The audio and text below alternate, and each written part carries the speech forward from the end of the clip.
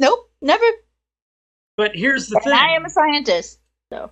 It almost seems like science needs something that can't be scientifically proven to work, which is Yep. intellectually honesty. Honesty is a consummate good. Well, science can't work off of science anyway because you got so much of a number of different Yeah, you things that you bootstrap have it. to presuppose that are true in order for it to work. Right. Right, and if any one little thing changes that you don't account for, it's not going to match the original Right. original documentation. Right. And so Now you get more than one paper that says the same thing that has the same results. Now, then right, that's now where you're you starting to- start okay. going places. Well, but I think even that, and like I think the key to your discussion there to start out with, Patrick, was you said peer review. right. This is not necessarily scientific; it's peer review. Peer review, So- right.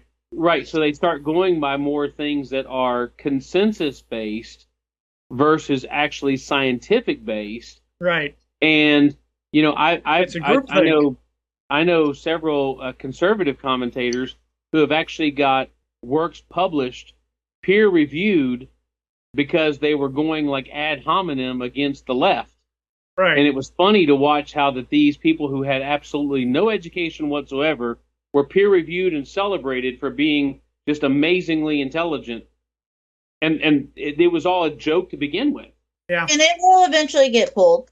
You know, and when you really think about it, especially when you think about the problem that they have in medicine, if you've got like a 43% success rate in peer review for medicine, that's worse than flipping a coin. All right. Yeah. Hey, does this new medicine work? Flip a coin and there's your answer. Okay? That's more accurate than what we're getting out of the sciences now. And to your point, Diane, you said that it will be pulled eventually, but what is the damage that it I does was going to until say, it what's is the pulled? cost? Because the cost here is now in human life. Well, and not only Well, that, when and you're talking about Look at medicine, the but when FDA. But look at the FDA. How often does the FDA approve drugs and stuff, and then later on they recall them? Oh, I know. All the time. Ben, Yep, you can't watch any extent of TV without, Without- have you been hurt by? no, or just the commercials for drugs that's out there. Yeah. Oh, I know. and I think I the mean, same thing they tried happens to in give this. me a glipizide for my type 2 diabetes, right? And I'm reading the side effects on that, and it's just like, holy smokes. So I take it, try and be obedient with it, but I have an allergic reaction to it, so I stop. And it took them like 3 weeks to finally get back to me with a doctor and everything saying, yeah, you probably shouldn't be taking that. Don't take that anymore. And the doctor said, hey, you know what? We like your blood sugar numbers as it is, so we're not going to worry about anything else to supplement you at this time. I haven't taken any diabetic medicine since February the 11th of this year, and my blood sugar this morning was at 90. Yay! Yay! Woohoo. And it's like, okay, this is medicine. This is messing with people's lives. I have Well, I'm and that's starting to when you develop have short-term doctors memory telling problems. God. Guess what? Statins are a big problem with. Yeah, they're trying to put me on that, and I say no. But Yeah. some doctors have that God complex as well. Yep. Well, I mean, let's face it, even if you don't talk about it from a God complex, you could just simply say that there's a reason why they call it practicing medicine. Yeah. Because they never completely get it right. It's always It's going to be the different. art of medicine. Yeah. Yeah. And back to the argument about what does it cost, you take a look at these folks that have run with like the Darwinian theory of evolution. Yeah. Even though that's been emphatically disproved over Right. the years, that's still being taught as an evolutionary theory in our schools. Yep. But it's been disproven multiple times by the same people who Well, used okay. to push it. And the thing is that particular theory has led to horrendous human suffering as well. Yes. All right. It's easy now to presuppose. I mean, nobody ever reads the second half of Darwin's book. They give you the title, but they never read "and for the preservation of favored races." It's like they just dropped that part of the title right off the book. Yep. Right? And you know what? It's very easy to come up with a master race scenario or, you name it. And, it's just, and it has been millions and millions, 180 million people in the last century murdered by their own governments during peacetime. That's unreal. Yes, sir. That's inconsequential if morality is subjective, though. Yep. And that's where it ends up. That was perfectly okay. Why? Because the universe doesn't care. Doesn't care about life. Doesn't care about chemicals. Doesn't care about suns, planets, anything. It just exists, and it's gonna one day cease. Well, it won't cease existing. It'll just suddenly become such a thinly spread out cosmos that no chemical interactions of any kind can take place. I don't think you can make that argument from a scientific basis anymore. Because if you think that everything that exists had a beginning, how do you come to the conclusion that something is always going to exist? Yeah, well, I'm just going by what physics tells us. So it says that there's enough mass in the cosmos that it will continue just in an ever expansion. Yeah, but then you got the second law of thermodynamics. It tells you that once the energy is expelled out so much, you're going to be running out of useful energy, and you're left with virtually nothing. That's exactly what it's going to be. It's just going to be a thinly pressed out sheet of nothingness, whatever you want to call it, space. It's cannibalizing everything else in order to continue its expansion. Now I feel like we're talking about the ether. I think we've ventured off of the morality aspect to get to Yes, this we have. We ventured off the reservation.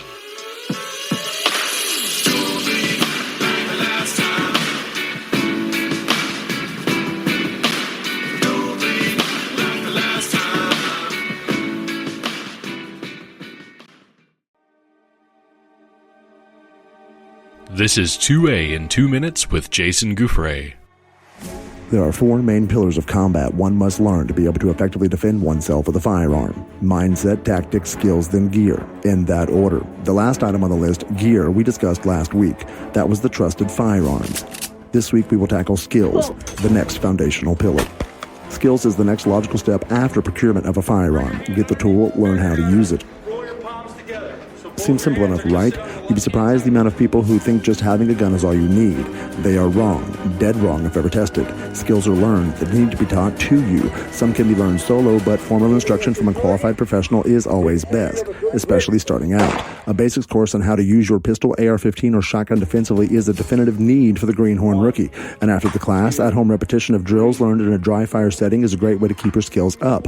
That's because firearm skills fade with time. It's not like riding a bike. You need to continue to repeat the appropriate learned skills over and over to create those neural pathways of learning that ingrain these skills into your mind. This is not muscle memory learning. This is learning the way it should be done. If all conditions are perfect in a firefight, no condition is ever perfect. This is why muscle memory will fail you in a real-life situation. Without getting into mindset and tactics, understand that you are not building muscle memory with learned firearm skills. You are merely learning how to do something in a perfect, threat-free environment. This will need to be creatively carried out when the real-world, life-threatening situation calls for it. If someone has a better mindset with tactical ability and knowledge greater than yours, they will always win. A good shot with a gun ain't gonna cut it, y'all. Mindset, tactics, skills, then gear. In that order. A gun and a basics class is a necessary start, but just the beginning of the journey to learn how to save your own life with firearms. Contact Jason by sending an email to a@jasongouffre.com.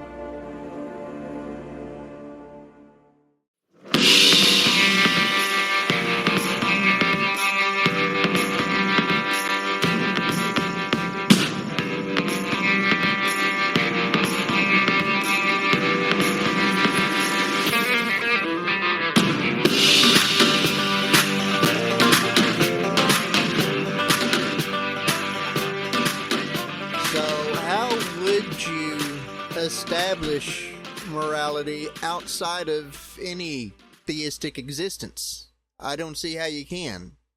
I don't see how you can either. I think it's impossible. I think any attempt to do so, again, going back to Frank Turek's argument, is theft of the theistic. Yeah, right. Because now all of a sudden you're concerned about something that you're confessing doesn't exist. Exactly. All right? And why are you Boy, concerned about that's it a if it good doesn't title exist? for a paper right there. Theft of the theistic. There you go. You can tell I've been hanging around my Baptist brothers because I'm getting this alliteration thing, you know? But yeah, I mean, it comes down to it. It's like, okay, well, why are you upset that it doesn't exist? Well, It's just like atheists argue, you know what, that you shouldn't be a theist. Where did you get that odd? Yep. Well, That odd doesn't exist in your world. at the base level, in order for make anything to work, you gotta have to have some sort of mind to have created morality to begin with. Mm-hmm. Which means, if that's the case, then some sort of theistic existence had to have done it. Or if we don't believe that existed before man or sentient beings came, then we're the ones that would have made it.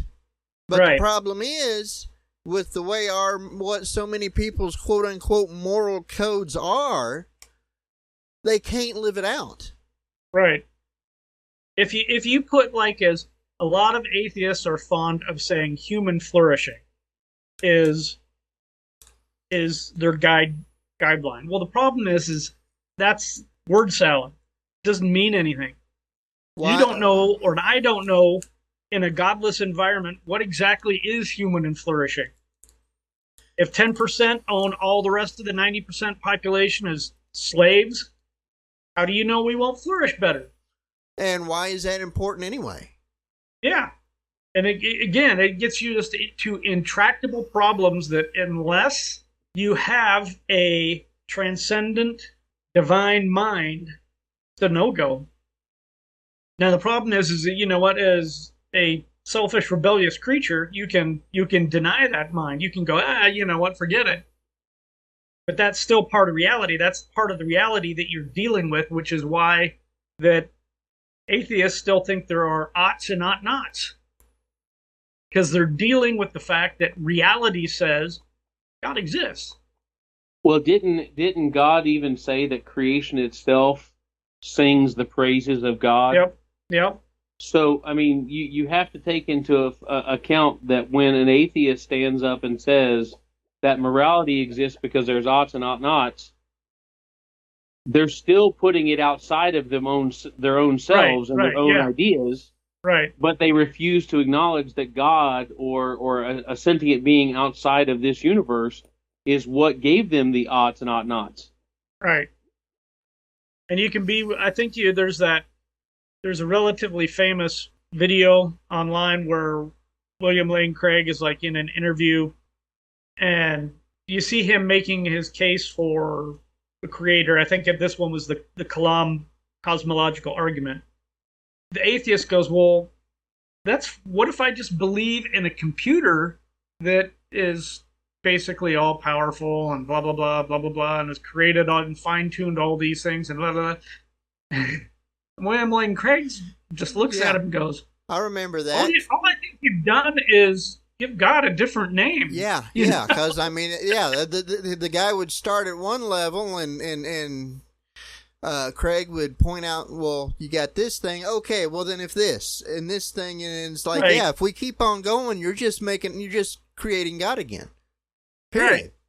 So, I mean, I think this is actually one of the, because it also hits at our hearts.